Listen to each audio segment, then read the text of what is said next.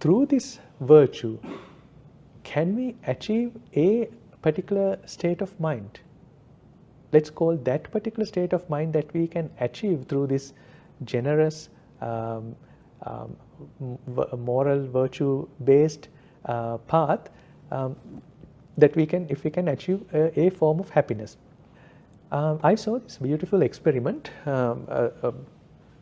experiment which was done using the rats. So it's called the Coolidge effect. Coolidge effect. It basically says that the dopamine level, dopamine is a neurotransmitter, it's in your brain. Every time you're happy, there's dopamine. So gratification is quite to do with dopamine. If you have too much dopamine, that's also a problem. Schizophrenic people, they have too much dopamine. So there's another one called serotonin. It controls your sleep pattern, melatonin, serotonin, etc. So there are these different neurotransmitters which are identified. But then this particular experiment was done with a rat. So there's a good-looking rat, and he's introduced to another female rat, right? So the moment he sees the female rat, he becomes very happy. He's happy to see the female rat. But then they have monitored his dopamine level. So the first meeting, he's very happy. But then the second meeting, he's happy but not as much. It sort of keeps going down. So to a point that it completely went away. Yeah, not completely, but it keeps going down.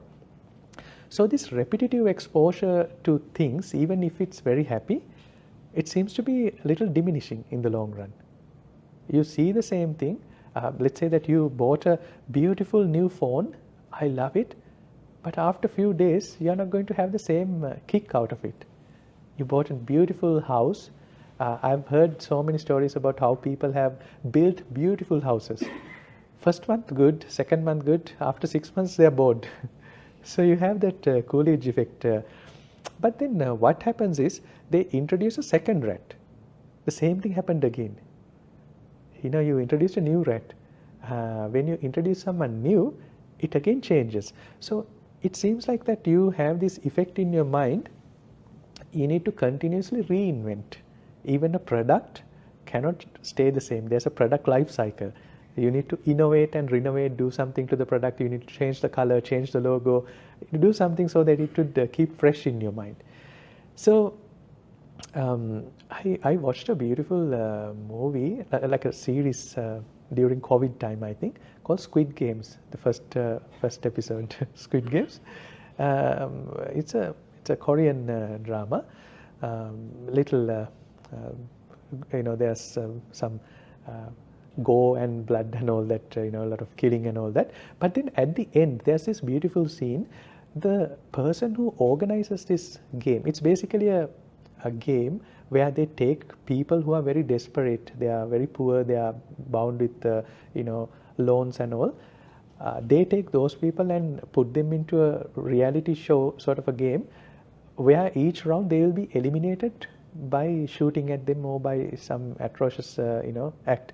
But then the ones who are organizing that are people who are very rich. They have run out of all the entertainment, and this is the entertainment. Right?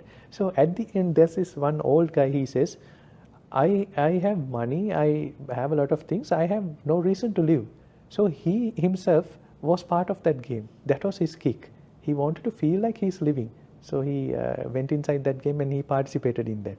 So what I notice is that not having these resources are bad, time, energy, money. But having that is also bad. You can kill yourself easily if you have everything. Like if you are very satisfied, that's also a problem. I don't know if you see that in the society, not as much, because we find most people who are deprived of those resources. But when you have those resources, that could also be a problem. I know a number of people who are very rich and who are very depressed. I know because I get the bad news, like the police. I get the bad news of the society. Good news also, but mostly the bad news. I'm going through something. I'm having this thing. So I find that very rich people, they have this something that they cannot explain. They are very depressed because of that. The relativity of happiness between people. Different people like different things. So which means that everyone, there's no one item we can give to people where they would be happy with that item, because people require different options. When Henry Ford built cars, he said, I'm happy to give you any car as long as it's black. Right? Because at that time, like a few years ago, that marketing concept wasn't there. Like there was no different options catering different needs of people. But later on, the companies, they thought, okay, we need to make pink cars, we need to make green cars, black cars, white cars. So they started coming up with things, but it gives us that this fundamental nature of the human mind. Different people are satisfied with different things, different sounds, different images, different smells. Now, if you look at that, the first car I bought was a Ford Laser car in Sri Lanka, but then that car was a car which someone has used for racing. I liked racing, so that's why I bought it. But then someone was giving it up, and I was very happy to have it. So what he was going to get rid of, I was very happy with that, and I gave it to someone else after that when I sold it. But if you look at this nature, initially someone associates something, after some time that person gets bored of that, that person gives it to someone, and that other person is very happy about that. You would understand if you are married for the second time. Someone was very bored with it, and the next one is very happy with that. Right? So there's that nature we try to find in the world. But if you look at this, if you take the same person, even within the same person, from morning to evening, our preferences are changing. We like coffee in the morning, but we don't like coffee in the afternoon. Not because we can't sleep, because of, we are supposed to have one thing in the morning, we are supposed to do something in the evening. Some people like morning to be peaceful. Some people like morning to be busy so that they can achieve a lot by working. Some people like their evenings to be peaceful. So even within the same person, there's a change based on the time of the day. There's a difference between the environment. We want to be peaceful at a monastery, but we want to be jumping up and down at a nightclub. We want to be very chatty at a coffee shop. So depending on which place, we have differences in how we become happy. Based on our age. At a younger age, we were happy doing something, middle age something, later on something. So depending on our age, there's difference. But the problem is, no matter what we try to do, it's like our shadow. We cannot separate the happiness from its downside. It's always trailing behind us, right? So how do we get rid of this nature is our question. It's the question that I'm trying to give you as a question that you can think about. Why is this happening? So let me give you a small explanation about why it's happening. One explanation or one observation is that we are trying to always be happy using the external items. But the external items are interpreted with our mind, and our mind has that nature of the bell curve. It goes up, it goes down. Upachaya, Santiti, Jarata. Remember, I introduced some words. It keeps changing. So that if you buy a car, the car is still in the mint condition, but my mind has changed. Right? So, but the only way we know is to be happy, be entertained, is using external elements to be happy. So now it might look like a simple explanation, but if you really think about it, our entire lives were based on trying to do something external to us to be happy. A place, a person, a thing or something, right? But we were trying to do these things for the external world. Maybe they didn't change a lot, the house didn't change a lot, but our mind changed. But we are not doing anything with our mind, we are moving to the next house, thinking that the happiness is in the next item, like that rat, right? So just try to think about this nature, take your time and observe this nature, not in a nihilistic manner, but we keep trying to invent the outside world without really trying to do anything about our nature of the mind. And it seems like an inevitable nature in our mind. There's a beginning, there's a peak, there's a plateau, and it's in the negative cycle. right? So we are not going to do anything about that. We are ignoring this relative nature of mind, and we are trying to continuously invest on the outside world, which requires money, which requires energy, which requires time, and then we can get rid of the downside of doing all that. There's a saying, if you want to eat bread, you don't have to buy a bakery. Right? But that's what we do, right? We want to have a movement, but in order to make sure that I have movement, I have to bring a lot of things, right? So there's this nun, a Zen story. One day there was this nun. One day she got a gift, a beautiful dress, like a good robe, not a dress, a robe, an expensive robe. So then she was at her monastery and she was trying to take care of that robe. And then she thought, I have mice around my monastery. So in order to protect my robe from the mice, I might have to get a cat. So she got a cat. So now the mice are away, cat is here. But then she thought, this cat is, he needs milk, I have to go to the shop every time. So why don't I get a cow? So she got the cow. So now she's milking, giving the milk to the cat. Cat is happy, cat is protecting the robe from the mice. But then after some time she thought, well, working on the cow, I have to feed the cow, milk the cow, that's too much work, let me get a maid. So she got a maid. So the maid is doing all that. And then she thought, well, the maid is, lonely. I need to find her a man. So she found the maid a man. And one day she woke up, hearing that these two are quarreling. There's a big fight between the maid and the husband. So then she realized, in order for me to feel protected, to be happy, to protect my robe, I had to go through all these things.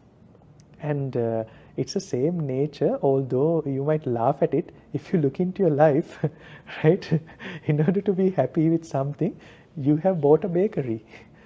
You wanted to eat bread, but you have bought a bakery. Now, I told you that without associating those things, you can be happy also. So meditation, now not only Buddhist meditation, especially not Buddhist meditation, but there was a lot of yogic, tantric, Hindu meditation, which was trying to tune your mind to a particular wavelength or a state of mind and find happiness through that. That was a very common practice back in the day, even to date. We don't get to do that type of meditation these days because we are limited by time, because this type of meditation usually requires a little more time. But then a very easy way to feel very euphoric without anything is through concentrating on things, right? If we have the ability to be in one idea, in one range of thought, or in a particular object, let's say, I'm going to close my eyes and I'm going to have only the color of white in my mind. If you can do that, you're going to feel very euphoric, right? Maybe you can't do it because you don't practice for it enough, but if you practice, you can be very euphoric without anything. Just the color white, I'm very euphoric. Rupture. It's called mental rupture. So I have put some words, don't worry too much about the words. Vitakka, vichara, piti, sukha, ekaggata. Those are some Pali words on the characteristic side. Vitakka, vichara, I discussed this a lot during our meditation, during the meditation retreat, because that is only when you can practically see these things. Vitakka is basically I'm going to really simplify it. Even while you are silent right now, you are listening to me right now, your mind is talking, right? And your mind is talking in a particular language. Which language are you talking is based on what's your mother tongue. Sometimes we think business in English, but we curse in your mother tongue. Right? And I'll give you a quick example. When you have to count something, 1, 2, 3, 4, in which language are you most comfortable counting in? That's usually your mother tongue, your native tongue, if you if you speak something other than English. So, Heidi, how do you count? In English, right? but your mom probably would count in German, right?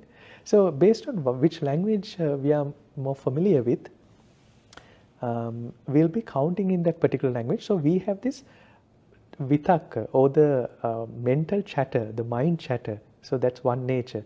And then the other nature is that without words, we can bring our attention to certain things, right? It does not require words like a sound. My mind is just focusing there, focusing at the sound. It's not trying to think about it yet with words, but it's focusing there. Again, I'm just giving a very rough explanation of this.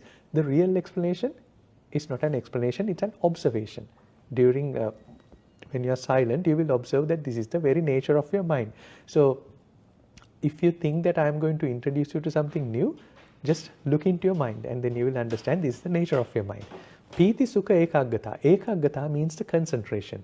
So in that concentrated state of mind, you would feel a great bodily comfort, a great rapture, a state of mind without having to use anything.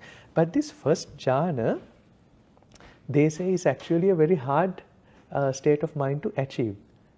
Now, a lot of people get high on chemicals, on different stimulants, on different drugs, which would get you to a somewhat of a similar stage, but not exactly, because all these drugs come with a negative side effect. There's some sort of a drowsiness associated with that. You are not in control of your mind. You're just under an influence. But the first jhana, you are completely in control. You are just in a very nice euphoric state of mind without having to have anything. You are not thinking about anything, but you are just very happy. Your body is in a very great comfort. So further it goes, second, third, fourth, etc., etc. From the first to the second, what would happen? Do you notice that vitakka vichara is gone? Your mind chatter, your mind's nature to be focused on something, be observant on something is gone. So it's a very deeper state of meditation. So it's a different stage. But then on the third one, even that happy feeling is gone. You don't have that differentiation between happiness and unhappiness. That part is gone. And at the fourth jhana, it's upeksha. Do you remember the word upeksha? From a previous day, I mentioned sukha, dukkha, upeksha.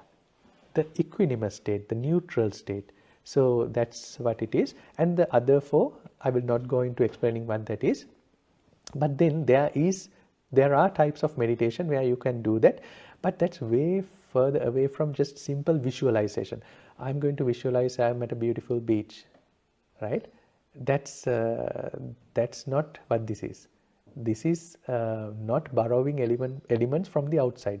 I'm not visualizing a Buddha, I'm not visualizing Mother Mary or Jesus, not a beautiful, peaceful place. It's not based on that. It's not based on thinking.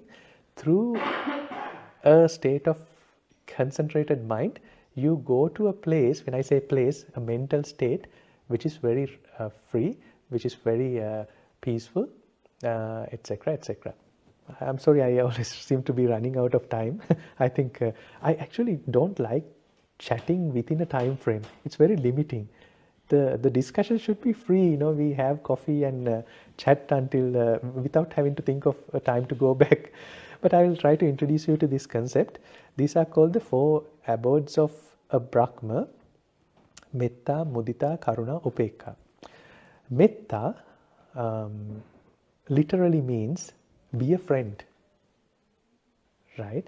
When you interact people, if you have someone that you don't like, that you're not very friendly with, you don't even have to talk, but sitting in the same room is uncomfortable. But if you have no enemies, if there's no animosity in your mind, if you consider everyone to be a friend, it's a very positive experience, right? So loving kindness is a beautiful concept. These four things are called the four most the four abodes, or the four ways of a Brahma, or an enlightened being, right? And I put a little leaf of a bo tree, a peepal tree that you find up there. So if you consider everyone to be a friend, metta, maitri, mitra, Mitra means a friend in the Sanskrit Pali language. Then the world is very beautiful. You are friendly with everyone. You are having a chat, you are talking to them, you are smiling. We are friendly, the friendly nature. And then through that friendly nature, still my friend is very rude to me today, right? So even if you are a friend, you can be a little annoyed by that. But karuna, it's translated as compassion in English, but there's a deeper meaning than that. Karuna means more empathetic compassion. You can be compassionate. Okay, that person is acting weird, I'm going to be compassionate. That's one. Or if you understand that person is going through something, hence I should cut some slack and I should be compassionate. That's a different stage of being compassion. It's just more of an aware state of compassion. I'm not just being just compassion because my religion says to be compassionate, or my policy or my principle says to be compassionate. I understand what you are going through. Because of that, I'm compassionate. So karuna. And the third, mudita, here is a very difficult thing to do. Vicarious joy. Can I truly be happy for someone else's success? Someone is winning the race and I'm very euphoric for that. Can we do that? Usually euphoria is when you individually win the race or individually gain something. But can I be happy for the achievement of the others? Right? So it's a very profound state of being, a very beautiful state of being, if you can have that word, have that quality mudita. And then the last is upeksha. It is very further from just the neutrality we know. I don't think you can really experience upeksha in the day-to-day life. In order to experience upeksha, you need to go here. That is where you would really experience the equanimity. Again, it's not a magical place or like a promised land or anything. It's just you need some time, sit and meditate, and you can go there. It's absolutely no magic. Anyone could do that. It requires a little bit of time. So upeksha, equanimity, is the other final idea I wanted to introduce. But I told you upeksha is a person that I used to know. All these words are used for people. There's Karunavati in Sri Lankan names. There's Mudita. There's a cousin I have called Mudita. Upeksha, Karuna. So they're all names. Those are beautiful names. There's no one called Metta, but Mitra. Mitra is the equivalent word, a friend. So they say the next Buddha who's going to appear is called Maitri Buddha. He's a Buddha of friendly nature. He's a friendly Buddha. Right? So Metta, Karuna, Mudita, Upekkha, 4 abodes of Brahma is what we discussed today. So we are going to wrap it up today with that, and I will not make you more disappointed. I will talk about disappointment next time on the next week. So what we discussed today was the nature of mind and how we are trying to find happiness, which is very relative.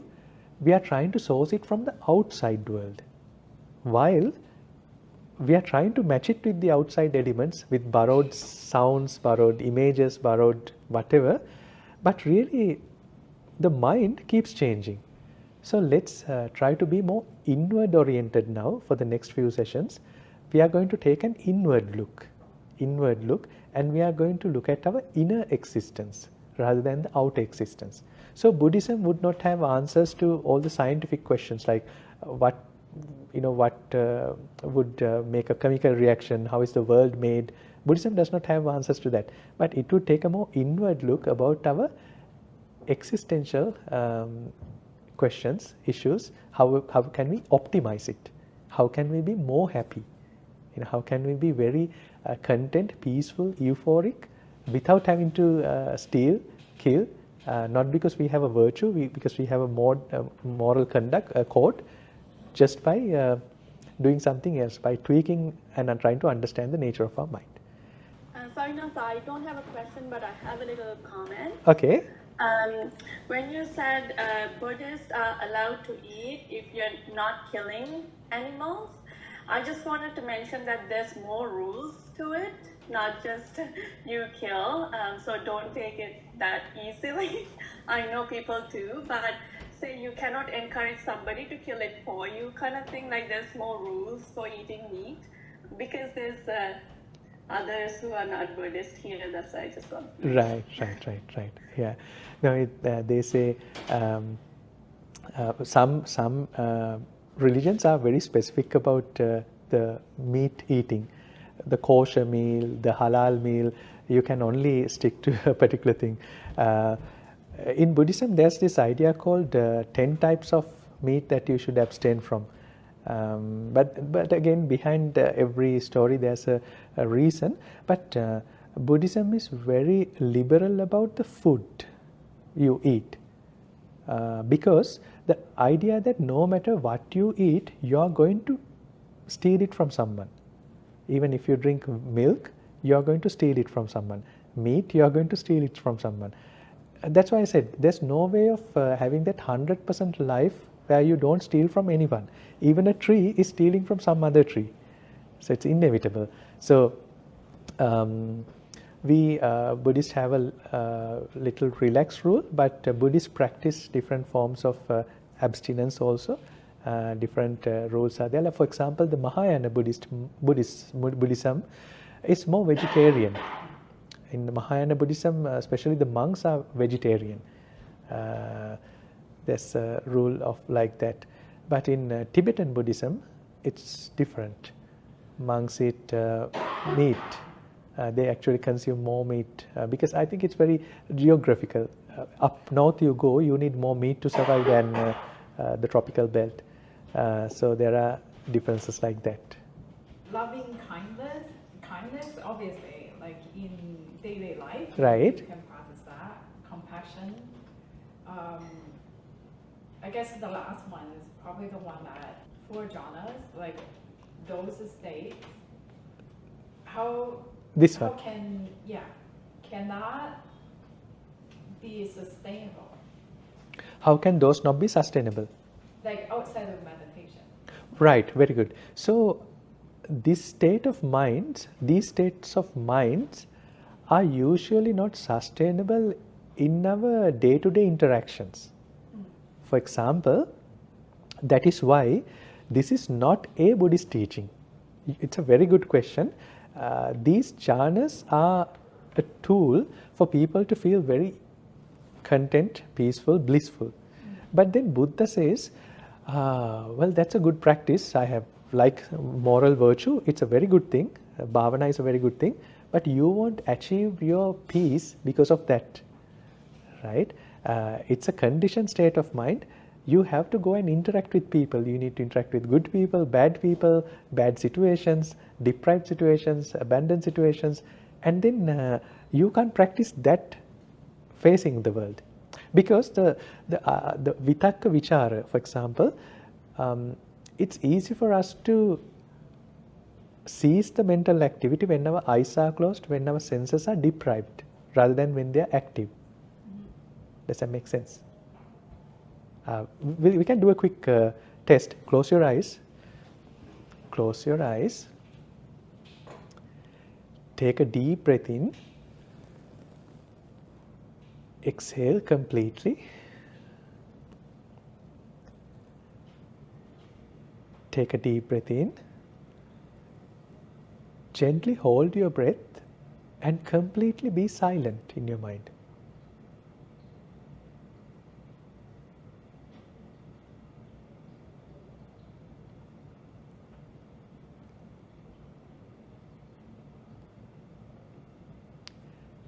Okay.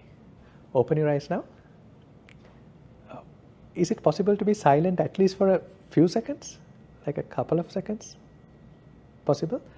Someone who has a lot of thought in mind might not be able to do that right away, but usually, at least for a second, you can be silent.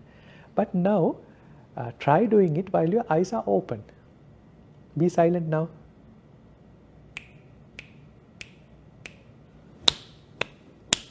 The next would be a monk singing a song. I'm trying to distract you. right? That's what I meant by that. The external world is very stimulating. So with that stimulation, it's very hard for our mind to not interact with those. We need to continuously interpret what am I hearing, what am I looking at, what am I smelling, tasting, touching. We need to continuously interpret. But when you are in a state of deprived state of stimulation, then it's easy for us to put our mind into those states. The absence of vitarka and vichara, the absence of all that. It's easy for us to bring that mind there to vitarka vichara absence, right? So it is very good. It's very addictive. This type of meditations are very addictive, right? And this morning I was talking to some people from Australia, like early in the morning, and then one was commenting, we had a retreat there, and that guy was telling, after that 5 days of silence, I have a problem now. I continuously want to go back to silence. I find it a little difficult to be in, associating my friends. I'm sort of withdrawing from that, and I want to go and stay in that silence. That is very normal if you start liking it. It's very addictive. In fact, it happened to me also this time. I wanted to do some experimentation, so I practiced a particular type of meditation while I was in India. And after 30 days of practicing that, I came back to Sri Lanka. I went to my parents' place and hid there for 5 days. Because I know that they are not going to disturb me. I did not expose myself to the outside world. I just wanted to reintegrate to the world. Because you do not want to interact with people, you want to be in that state of peacefulness or calmness, but that's an artificial state. You can't do that. Even if you go to a jungle, some person or some group is going to come and say hi, because we have to share the world. It's not practical. Even if we go to Mars, someone is going to come there. So my second question would be, when you're in that state, obviously there is this benefit right away in that state, but is there anything that you take out of that in daily life after this? Correct. So very good question, Helen. So the first thing is, now by saying that there is a limitation of that, I'm not in any way discouraging from you doing this, because this should be, if a person can achieve something, this should be one of the highest achievements. Trying to have that state of mind, because if you look at the 8 billion people in the world, most people would have that mind which requires a lot of attention all the time, which is not very satisfied, content, peaceful, blissful. So by being generous, if you can be that, go for it. By being sticking to a moral code, if you can feel happy, please go ahead and do that. If you can do a very hardcore meditation and feel good, please do that. They are very good things. But I'm just pointing out they are way better than not doing it, but still there's a limitation. So that's why we need to find a more sustainable solution for these type of things. But then I'm not at all discouraging these things. In fact, I'm encouraging you to go and do these types of meditations. It's very interesting. What you would take out is that you would understand, I know the busy state of mind, I know the silent state of mind, I know the average state of mind, I know the extreme blissful state of mind. So you have a comparison. Otherwise you only know one thing. Like I know some people that who have only been in one country. So if you have been in one country forever, you only know that country. But if you go to another country, you know that there's a difference. There's a this is right here, that is wrong there. There's a bigger comparison table you have. So the same way, if you know the range of your mind, you would know the problems better, because you have explored the worst, you have explored the medium, you have explored the best of the best. So these type of jhanas would be the best of the best in the range of mind. That's the most euphoric, most blissful rapture state you can experience in the mind.